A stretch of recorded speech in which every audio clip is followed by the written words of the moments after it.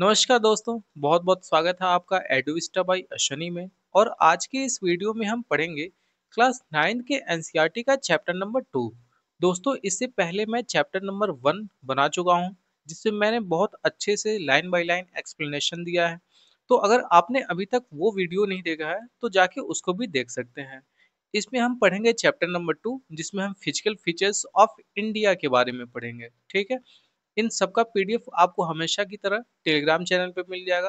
तो description box से Telegram channel को भी ज्वाइन करना बिल्कुल ना भूलें। तो चलिए, बिना कोई टाइम वेस्ट किए जल्दी से अपने वीडियो को शुरू करते हैं।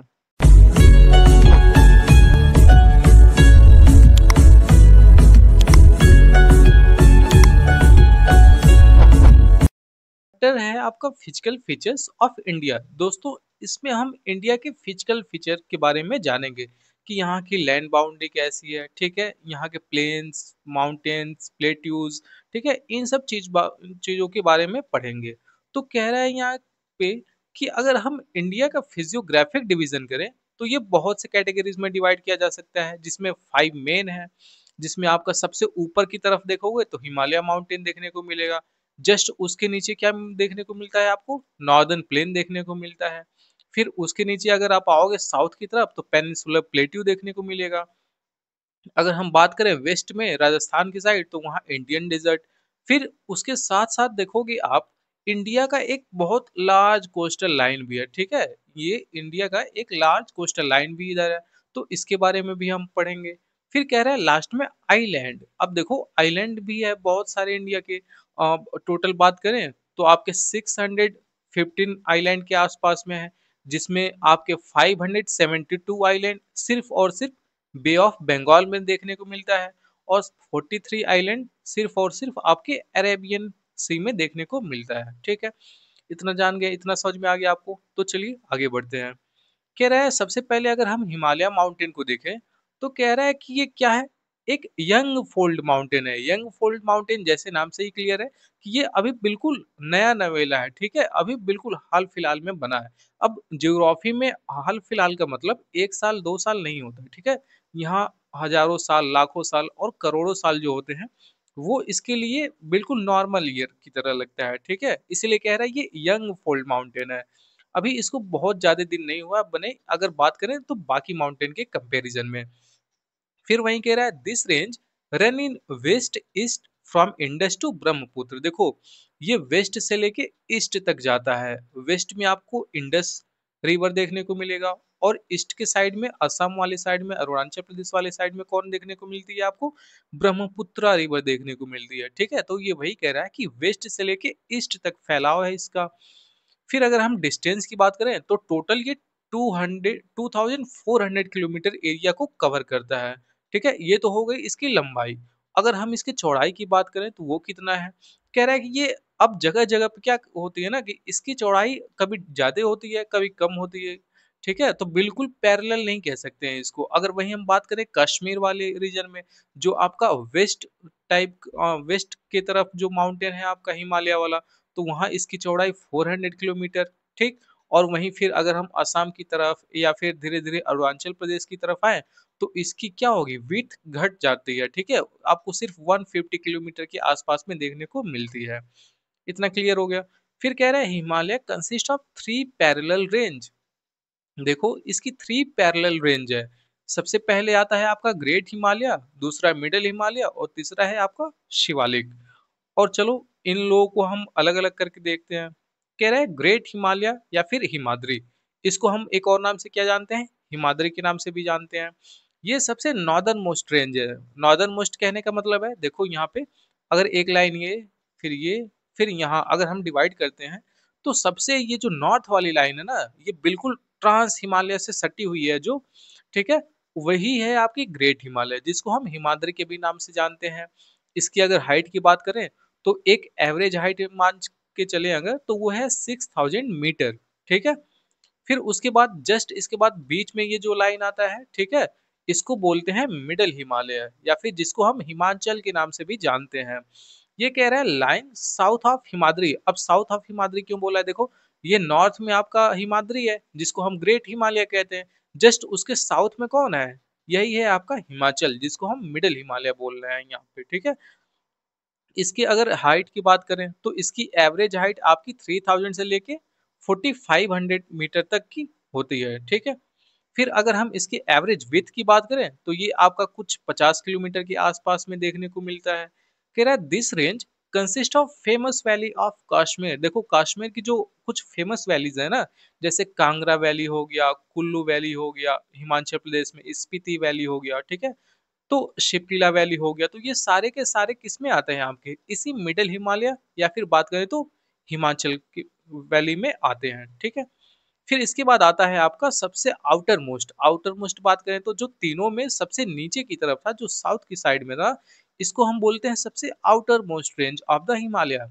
इसकी विड्थ कितनी है, 10 से 50 किलोमीटर। और अगर हम इसके एल्टीट्यूड की बात करें तो देखो जैसे जैसे हम नीचे की तरफ आएंगे ना, तो एल्टीट्यूड घटता हुआ जाएगा। अभी आपने ऊपर देखा कि सबसे ऊपर जो था हिमाद्री, उसका 6000, फिर बीच वाले का 3700 से लेके 4500 के बीच में, और फिर जो नीचे एकदम है शिवालिक, इसकी जो एवरेज हाइट है वो है 9900 से लेके 1100 मीटर के बीच में, ठीक है। उसके बाद कह रहा है कि longitudinal valley lying between the lesser Himalaya and Shivalik range are known as duns. देखो डून्स क्या होते हैं, जो लॉन्गिट्यूडनल वैली, एक तो होती है लैटिट्यूडनल वैली, एक बिल्कुल इस तरह से वैली बनी रहेगी, ठीक है, ये लॉन्गिट्यूडनल हो, लैटिट्यूडनल हो गया। और फिर उसके बाद आता है लॉन्गिट्यूडनल, जो इस तरह के वैली बने होते हैं, जो नॉर्थ से बेसिकली साउथ के उसमें रहते हैं, ठीक है, जो नॉर्थ से साउथ की तरफ आती है, इसको बोलते हैं हम लॉन्गिट्यूडनल वैली। तो जितने भी लॉन्गिट्यूडनल वैली हैं आपके, ये सब के सब कहाँ देखने को मिलते हैं, शिवालिक वाले रेंज पे देखने को मिलते हैं। देखो अभी तक तो हिमालय का मैंने लैटिट्यूडनल डिवीजन बताया है आपको। अब इसके बाद आता है लॉन्गिट्यूडनल डिवीजन, ठीक है। जैसे सपोज करो कि यहाँ पे कुछ ये जम्मू कश्मीर हो गया, फिर ये इधर से इधर ये कुछ मैप है इंडिया का, सपोज कर लो।